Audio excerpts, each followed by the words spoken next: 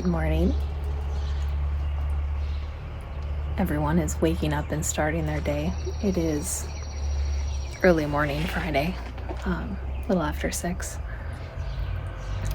We have thunderstorms on and off this weekend, so I'm not sure when we'll have a whole lot of time, but we're going to sneak it in now so that we are officially doing June's tour during June. Okay. I was able to do the weeding in the main garden bed yesterday, but I did not get around the kennel bed or in the kennel bed, so that's just gonna have to be the way it is.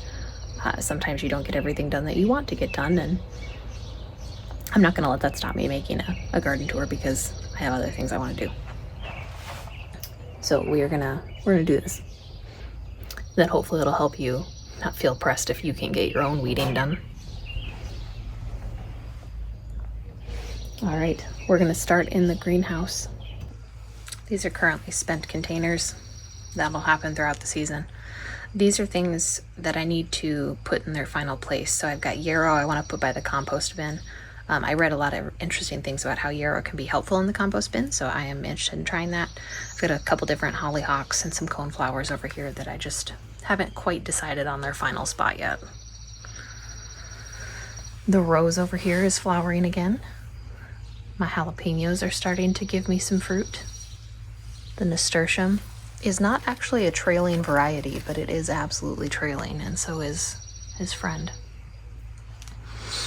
I've got oregano here that I actually don't remember planting here, but I'm gonna leave it because that's not a problem.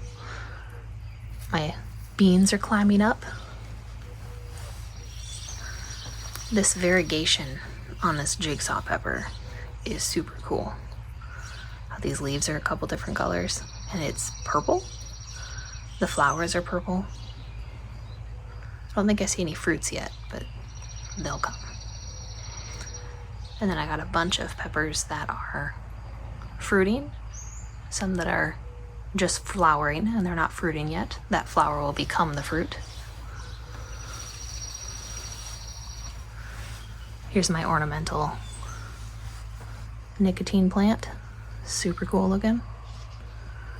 Rosemary. My chamomile is absolutely going bonkers. The calendula is also blooming like crazy. Got feverfew tucked down there. He might not be getting enough light, so I'll probably have to trim the calendula back a little bit. Pink banana squash has showed up a couple different videos. I have trimmed back some of the I missed some. So some of the side vines, these little side shoots, because I want it to focus its production on the main lines and fruiting. But it hasn't gone out the window yet, so far so good. And then here is our sweet pepper portion and the oregano that I also need to trim back over here. More nasturtiums. I like how these trail over the edge, even if they're not a trailing variety. I did do a foliar spray on the peppers yesterday. I'll do that again in another 7 or 10 days. I've got more oregano that seems to really like reaching towards the side. I picked a snow pea yesterday, a snap pea, and the black futsu squash. I haven't seen it flower yet, but I'm keeping an eye out so that I can ensure he gets pollinated when he does. In tomatoes, these are my glaciers. They're determinate. I've got one that's colored up down here.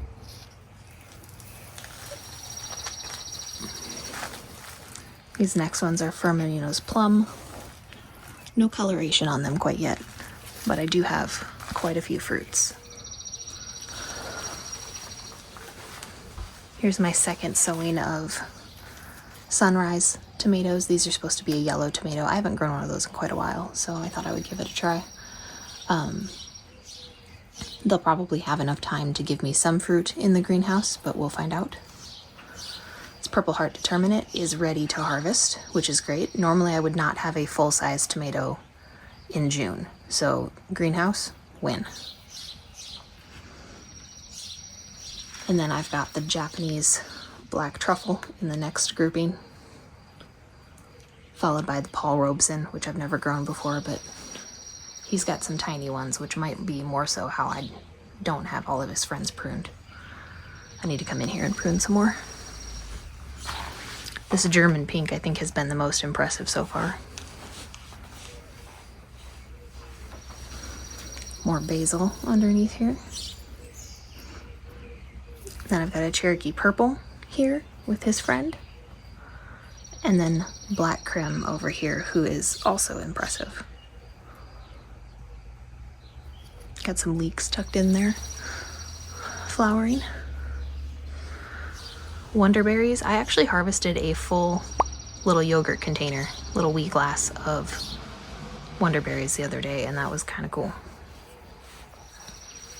I have one more late sowing of tomatoes in here, and that's Frank's Iranian. I had planted too many of him, not realizing I didn't have spares when it was too cold, just to see how far I could push it. So he may or may not give me something, we'll see. He was also pretty shaded out by the Wonderberries. The lychee tomatoes, or the stabby tomatoes, I haven't gotten any fruit from those quite yet. Oh, maybe I'm a liar. I have one starting there. Look at him. Definitely stabby, as advertised. What I think is interesting is that the lychee tomatoes, unlike normal tomatoes, don't seem to require a stake. They've been standing really well on their own, so that's been pretty cool, honestly. I am certainly not upset about that. I did trim back some more of the Wonderberries yesterday, not as heavily as I could or should have, but I was trying to focus on weeding. In here I've got more okra tucked in. Those that have more space and more light are doing better, which should be a good lesson to me in future years, but I will probably still cram a bunch of stuff in the beds because that's what I do. Now that my watermelon's gotten up this high, he doesn't quite seem to remember how to climb. I trained his second vine over here, and it looks like I need to tie up this bean as well.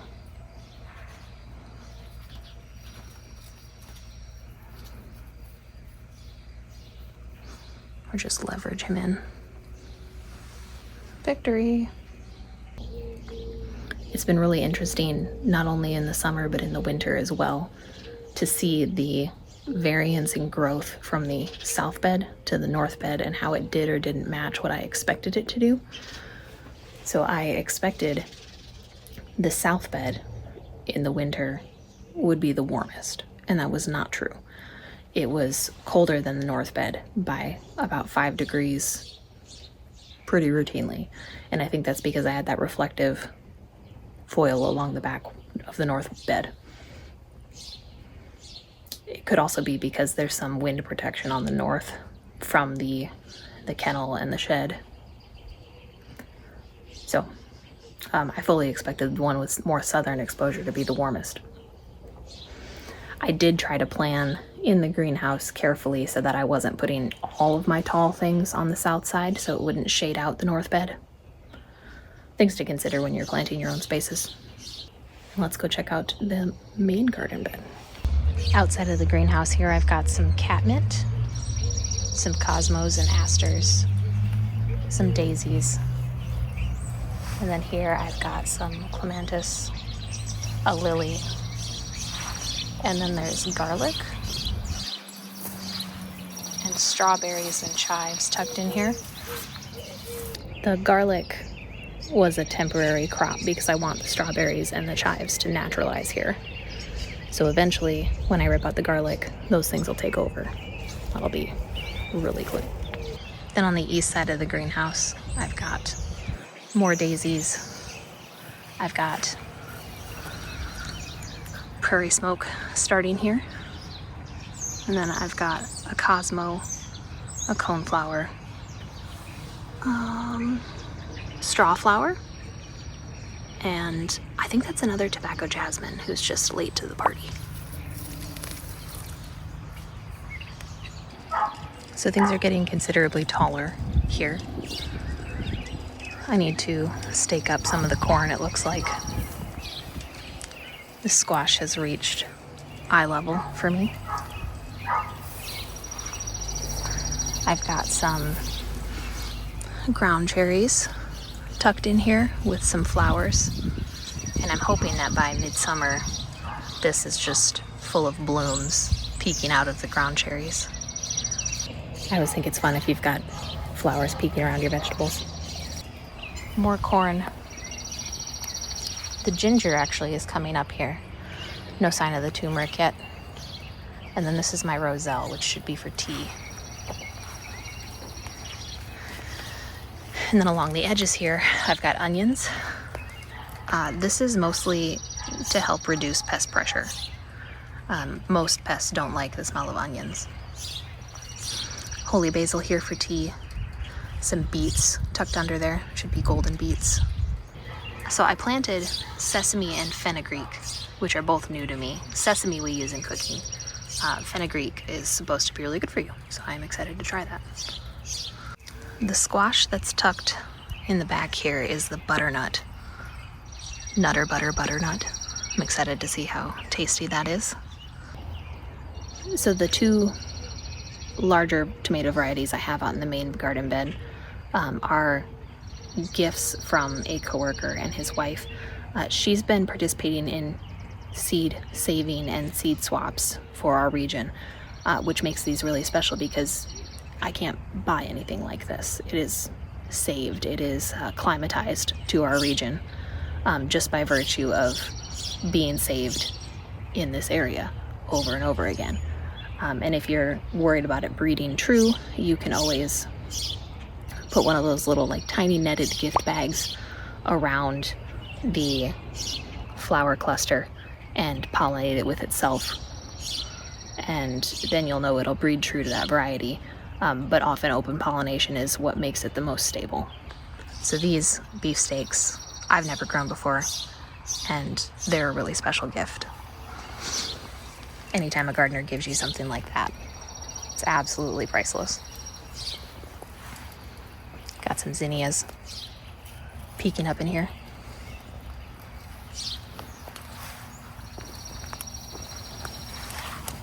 And then these are the Delicious Globe variety, again, a seed-saved variety.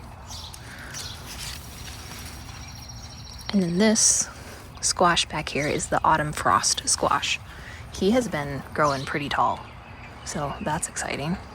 I've got cumin tucked under here. I'm not sure how well that'll do. We'll find out.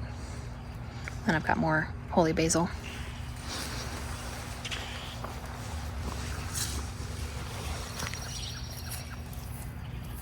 This is my spaghetti squash. He's also getting fairly tall. I think he's only up to hip height. And then I've got a delicata bush variety tucked around the corner here. More onions.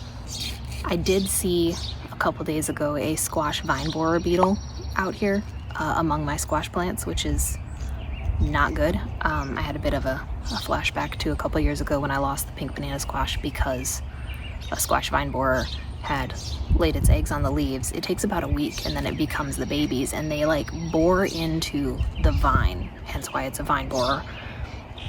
And they basically eat it from the inside out, and it dies, and it's devastating because they lay it near the base, and so if you don't keep an eye out for the eggs once you've seen the squash vine borer, you can very quickly lose all your squashes. So I'm gonna have to be keeping an eye out on all my leaves to see if I can hit it off at the pass, because I don't want to lose any of my squashes. I want to save them in the winter. So here's my spaghetti squash.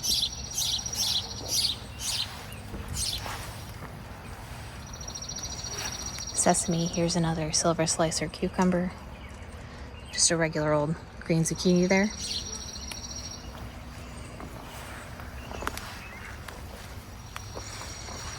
Here's that bush delicata.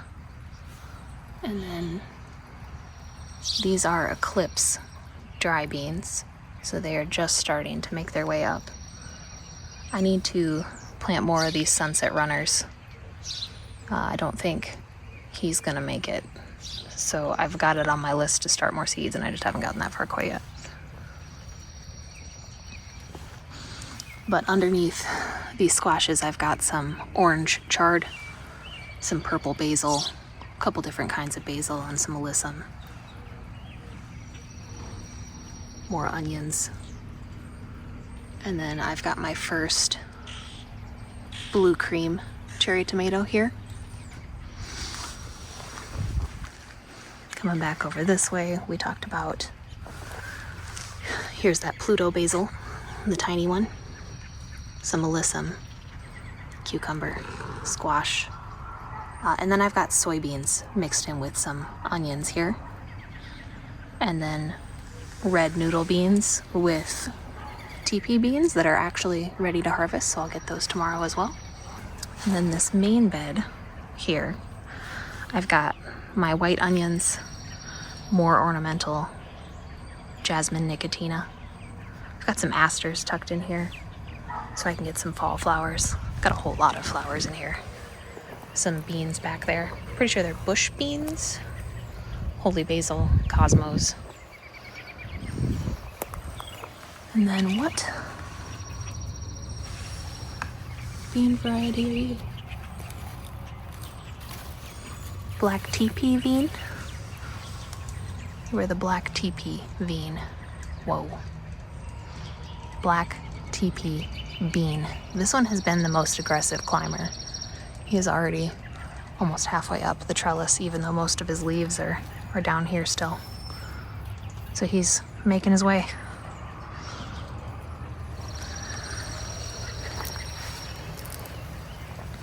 Moving on this way, this is my Celtis. This has been a winner. I am going to even start more seeds of this because it was super good.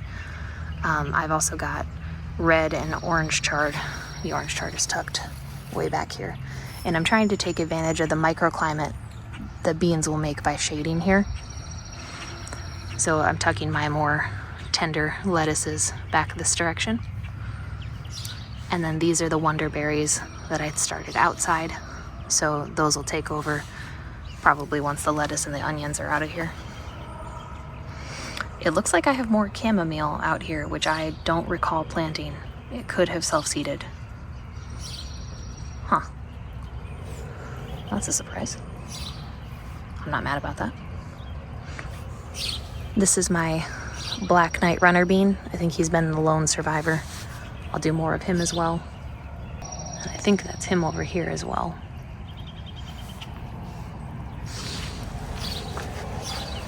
Let's finish this bed. These are supposed to be blush tomatoes. I did have a mix-up with tags, so maybe not. Something got a hold of that. It is probably a bunny. That is disappointing.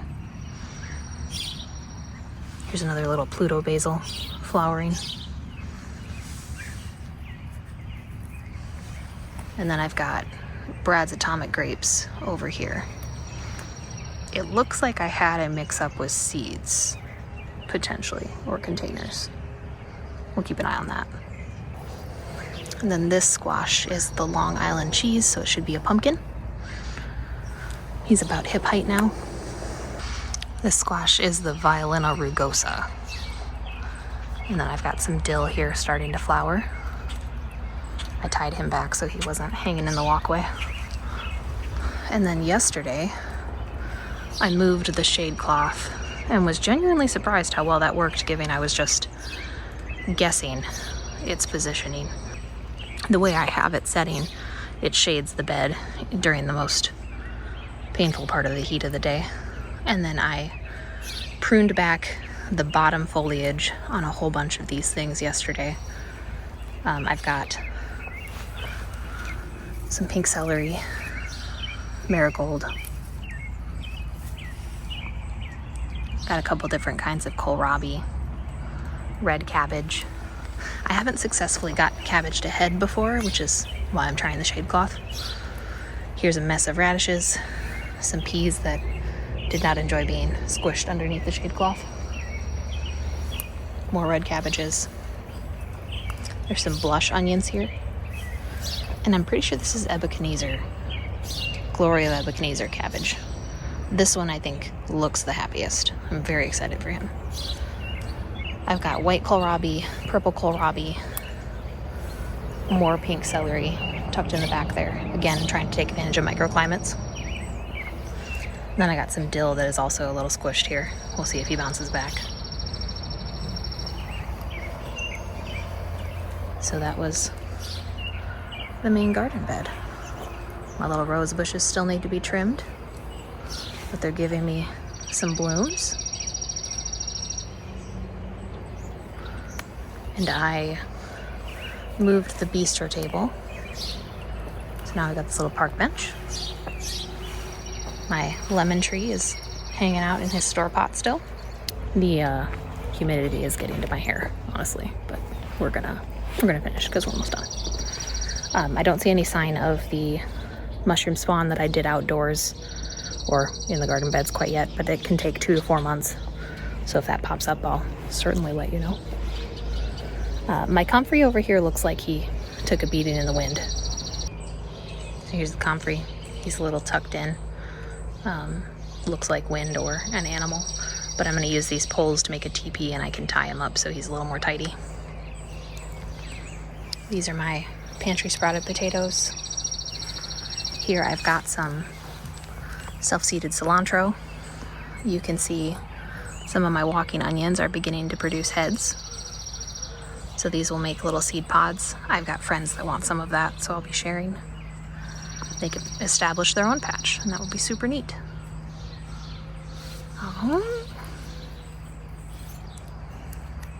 This is my lemon bee balm down here. He should be an annual, so that's good. And I've got some woolly lamb's ear, some grass that I need to pull. He's just in the mulch. This is my purple coneflower here, the wider leaves. Thyme, more chamomile. Garlic chives. These normally flower white, and it flowered last year, so I'm not sure it will this year.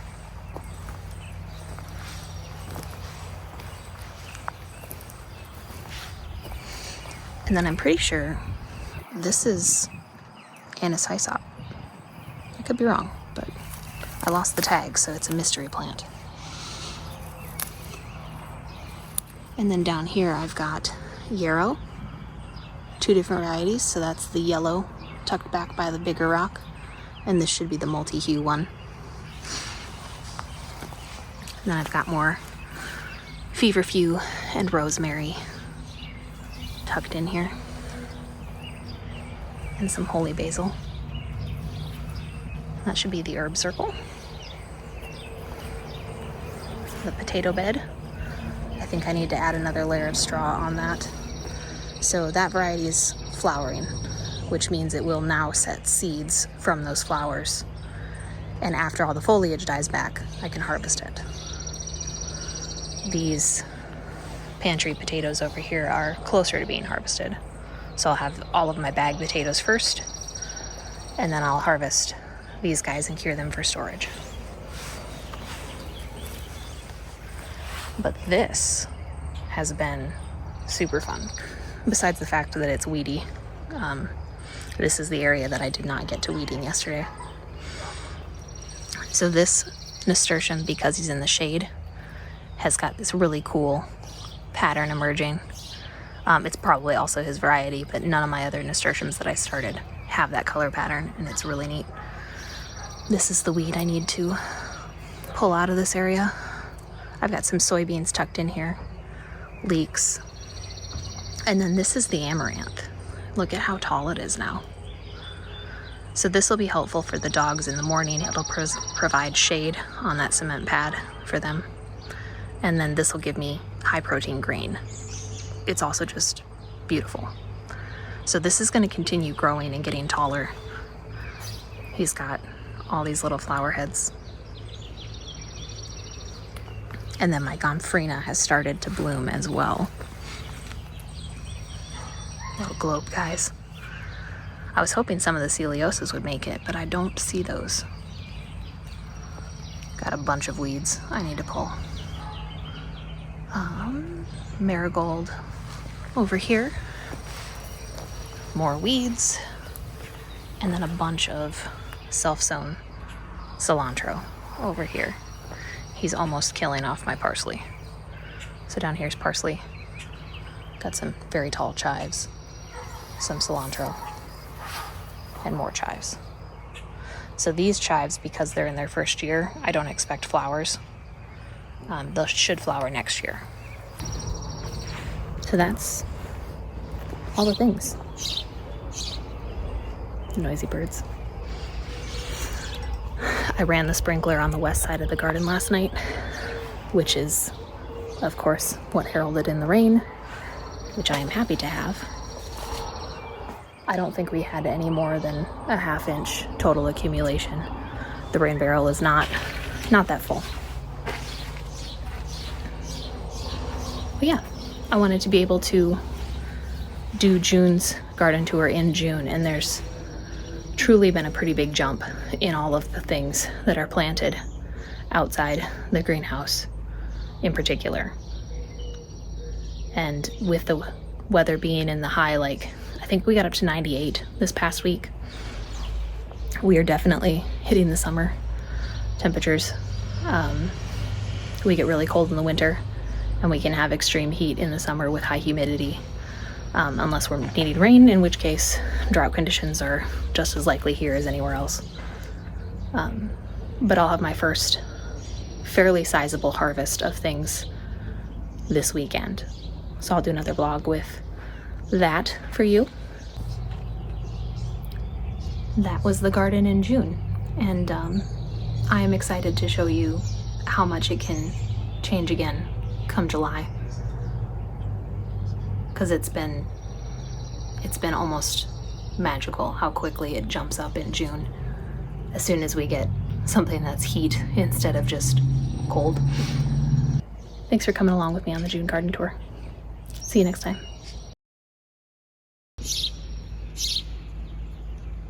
I put up the shade cloth, and the birds think it's for them.